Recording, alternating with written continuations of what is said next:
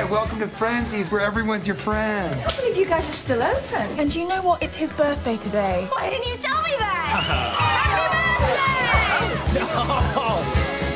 Happy birthday! Oh, God. Yeah, we should go. We should go. We're on a road to nowhere. You can't be serious. How fast are you going? 15 miles an hour over the speed limit. Given the... Couldn't you find it in your heart to give my friend here a fighting chance of being with the one he loves before we all reach our untimely conclusion? No. Hey, well, congratulations on the film. Amazing job. Thank you.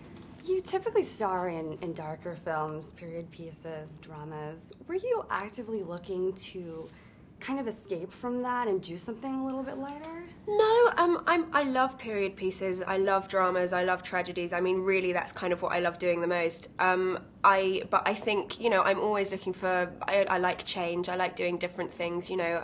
And I read this script and just thought I'd never read anything like it. I thought it was kind of an extraordinary thing. And I spoke to Lorene Scafaria, who's the writer-director, on the phone for about an hour and a half, and just thought she was excellent. So no, it was just something. I think I always wanted to be a part of it. You know, it's not kind of an attempt to escape from anything else. I just thought it was a wonderful story. Lorene did say that she was so shocked with how funny you are. Oh, that's sweet. And your personality in interviews is, you know, you display such a great sense of humor. Do you feel that this role is closer to your personality, probably, than the other one? I'd love to be more like Penny. I think that she's actually very close to Lorene.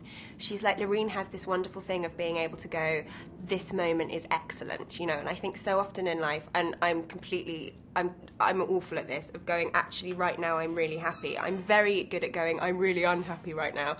But, you know, I loved that about Penny. I loved her positivity, her kind of, yes, she'd be very emotional and she'd be crying and it would all be the end of the world and she'd be frightened about it. But then the next moment she'd be able to kind of go, no, but wow, the sun's shining and this is excellent. And I love that personality trait in anybody. I wish I was more like that. Most of your films, you've been able to work with a book, you know, to prepare. Yeah. Or you've been able to do a lot of research, you know, into the history of the time period. Yeah. With this, you didn't have any of that. No, I didn't have any of that. No, so I mean, you know, it's again, I love doing research. I love working from a novel. You know, I mean, I really enjoy doing that kind of stuff.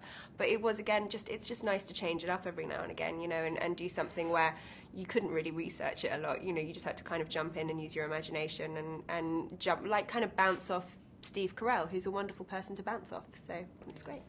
So, did you base a lot of the character off of Lorene? Was that... No, I didn't base a lot of the character off of Lorene. I just thought, you know, I could see her. She is a wonderful woman. She's got wonderful character traits. And she'd put, I don't even know that she meant to put, but she'd put certain bits of herself when I suddenly started playing the character and getting to know her more. I was like, oh, I get, you know, actually, this is you. You're, you know, quite a bit of this is you. Not all of it, but there was some sort of wonderful similarities. So no, I didn't base it on her, but I loved the fact that there were similarities in the two characters. With not having to have hours in hair and makeup and worry about headpieces and certain costumes, you know, Penny's a free spirit. She wears very loose clothing and you know, she's kind of uninhibited in her movements. Did that give you a degree of freedom and kind of like all this time? It was really nice not having to go in 2.5 hours before we started shooting every morning. It was, you know, that was a massive bonus, and just kind of getting your zits covered and then going for it, that was great. So yeah, it was great on that side, you know, and just being able to. I mean, she was a character that was kind of always slightly messy anyway. So again, not having lots of people kind of always keeping everything perfect, it was very liberating. Hello? You okay? No! I'm never going to see my family again. Would you like to come in? I won't steal anything if you don't kill me. Agreed. Penny's an English girl living in the U.S.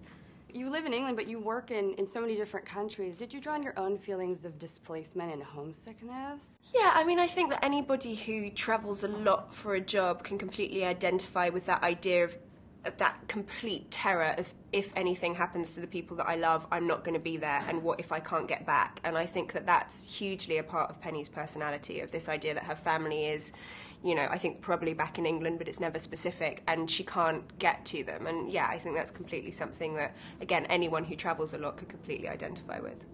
And were there any scenes that, when you first read the script, completely jumped out at you and you thought, I cannot wait to play that? I think just the whole thing, really. I mean, honestly, I just thought that it was the script, it's such an unusual piece. It's so funny and yet so sad at the same time, and it's very honest, and it's such a surreal kind of, you know, set of circumstances and things that happen to these characters, and yet you completely go, I can understand how that would happen, and I understand how you'd react in that way, and I thought it was just a wonderful piece of work. So, what are you doing with the rest of your life? Catching up on some me time, find God, maybe move around some chairs. Maybe I'll run into you on orgy or something. That sounds nice. So Steve Carell's known for being hilarious and a great actor, but he's also incredibly intelligent. Yeah. What struck you most about him? What surprised you about Steve? I have to say, Steve has one of the best. Everybody in the industry says he's wonderful, so I wasn't surprised when I met him, and he was lovely. He is honestly one of the loveliest men, and he's so talented. I mean, but he's very quiet, and he's not one of these kind of comedians who are very kind of in your face, like joke after joke after joke, you know, and you kind of go, whoa, okay. He's kind of incredibly inclusive with his humour. He makes everybody around him feel funny as well. He's an absolute sweetheart. And would you work with him again in the future? Yeah, absolutely. Yeah, definitely. And if Lorraine gave you a script tomorrow, would you just say yes immediately? Lorraine is absolutely amazing, so yeah. And do you have any favourite end-of-the-world films?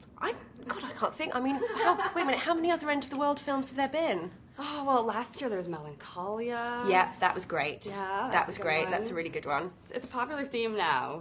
Well, mine, 2012, you know, yeah. And what's coming up for you?